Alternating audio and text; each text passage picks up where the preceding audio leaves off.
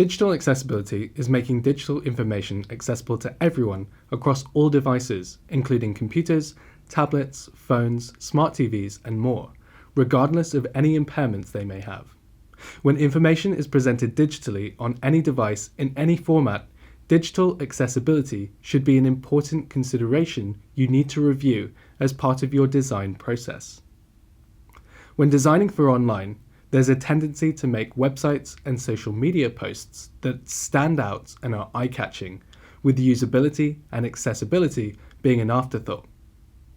This shouldn't be the case, with over 14 million people in the UK who are disabled and need accessibility. The organisation that manages the web standards for accessibility is the W3C. The W3C created the Web Accessibility Initiative, which is also known as the WAI. WAI, in partnership with organisations worldwide, looks to improve accessibility across the web through primary activities. These activities include ensuring that W3C standards support accessibility, developing accessibility guidelines for web content and applications, browsers, and authoring tools, and developing resources and support materials that everyone can access to improve web accessibility evaluation processes and tools.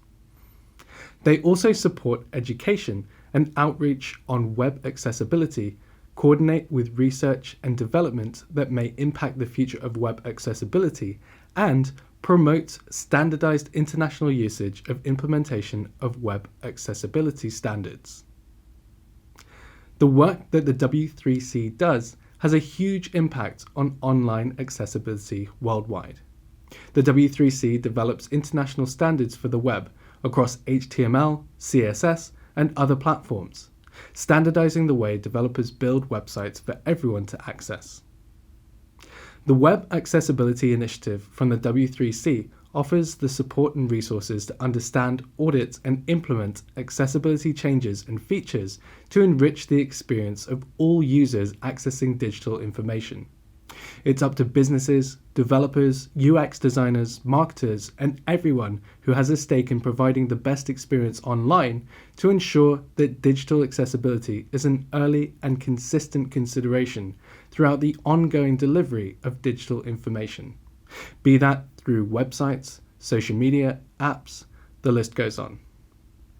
You should definitely visit the W3C website to learn more about the WAI and view the great resources that they have to help improve digital accessibility. You'll find a link to those in the description down below. Google describes accessibility as having a curb effect in that it benefits all users. So making your site suitable for screen readers is useful for those with visual impairments, but also for those using Google Assistant or other tools to access information without a screen. Digital accessibility comes under the larger umbrella of digital inclusion, which covers 3 core areas. These areas are digital skills, connectivity, and accessibility. Overcoming these 3 barriers are fundamental to ensuring that everyone can enjoy the same experiences that have become necessary to function in everyday life. According to the annual UK Consumer Digital Index from Lloyds Bank, people with a disability are 35% less likely to have essential digital skills for life.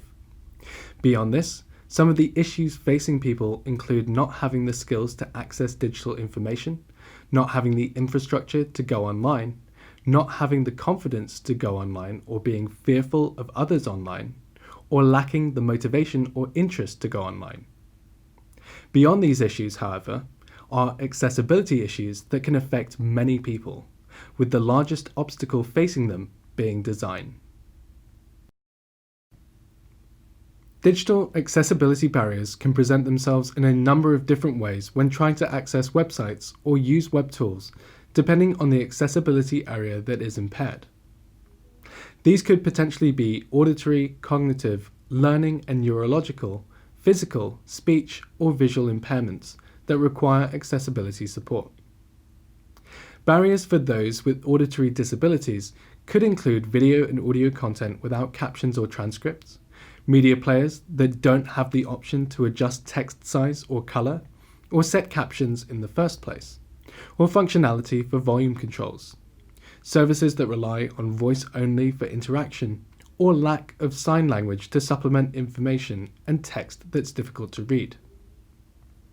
These differ from the barriers that those with cognitive learning and neurological disabilities may face, which include difficulty understanding, navigating, and using complex web page and app navigation, complex sentences with unusual words that are hard to understand, long pages of text with no paragraphs or images or other content to break them up or give them context, or content that moves or flashes with audio that can't be switched off, for example. Barriers facing those with physical disabilities include a lack of full keyboard support, insufficient time limits to respond to or complete tasks, such as completing an online form.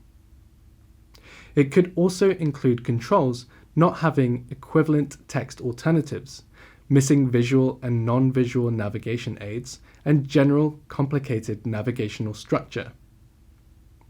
Those with speech disabilities could face barriers including web applications that require voice interaction only, or websites that only provide phone numbers as the only way of communicating with those businesses and organizations.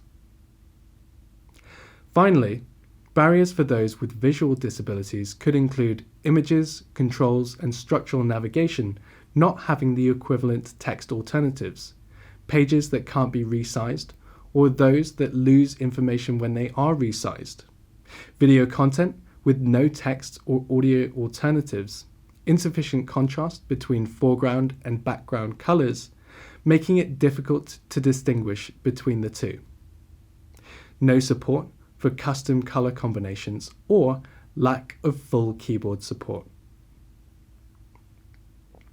We can see that there are a lot of accessibility barriers that people face, and each area clearly requires different solutions and approaches to achieve a successful and positive resolution. It's fair to say that we want to be as inclusive as possible and want everyone to enjoy and share in the same experiences or as similar an experience as possible. If we have a website or app, how can we begin this journey towards inclusivity and accessibility? How do we know how user-friendly it is and how supportive it is in terms of digital accessibility features? A good place to start to get a benchmark for accessibility is Google Lighthouse. You can run your website through this tool and get a score to show its accessibility. The report will also show the specific on-page elements that are failing the audit. In order to do a more thorough audit, the best way to measure the accessibility of your website is by using the Web Content Accessibility Guidelines 2.0, or the WCAG 2.0, and reviewing the A and AA standards in order to stay compliant and accessible. Following the WCAG 2.0, there are 3 levels of accessibility standards. The lowest is A, which is followed by AA, which is the minimum level required by the UK government.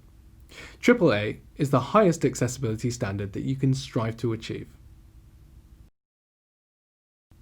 In order to review digital accessibility to assess which A standard of the WCAG 2.0 a website meets, you'll need to conduct an accessibility audit. There are a range of different audits that could be conducted, all of which will deploy either manual or automated testing, depending on the A standard level that is looking to be achieved.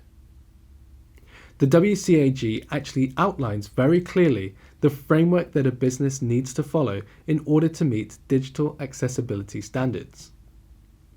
There are 4 main areas or principles that should be reviewed in a comprehensive accessibility audit. As per the WCAG success criteria and techniques framework, these 4 areas are perceivable, how information and the user interface is presented in ways that are perceivable, operable, that the interface and navigation is operable, understandable, that the information and operation of the user interface is understandable, and robust, that the content is robust enough so that it can be interpreted by a wide variety of different browsers and also including assistive technologies. It's always possible to review and audit a website and make suggestions to improvements that can be made to improve digital accessibility. The best approach to improving website accessibility is to make it a fundamental part of the design process. If you're getting a new website built or making changes to your current website, you should design and build with accessibility as a core feature to ensure that accessibility standards are created and met as standard and not as an afterthought.